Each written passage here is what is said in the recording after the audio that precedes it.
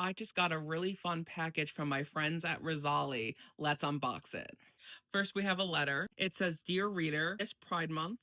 Rizzoli is celebrating our queer books and authors both past and present, and it is our pleasure to share them with you. I hope that these titles add a little queer joy to your life and help you celebrate our community during and after Pride Month.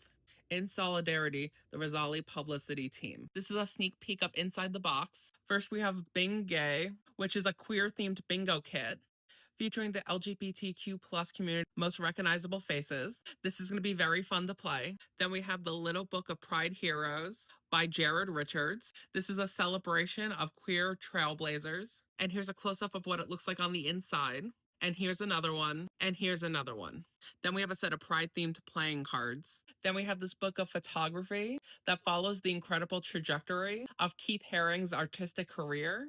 This also contains a bunch of unpublished photographs and written materials, including drawings, studio photographs, and journal entries. Here is some photography from the book. Here's some more, and here's some more.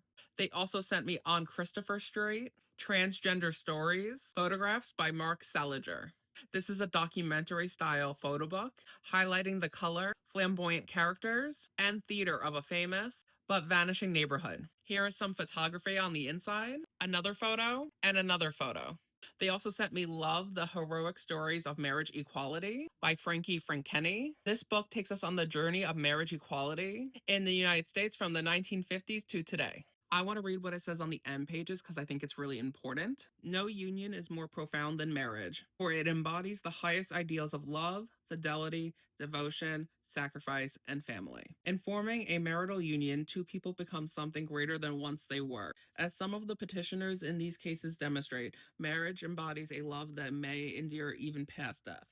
It would misunderstand these men and women to say they disrespect the idea of marriage. Their plea is that they do respect it so deeply that they seek to find its fulfillment for themselves. Hope is not to be condemned to live in loneliness, excluded from one of civilization's oldest institutions.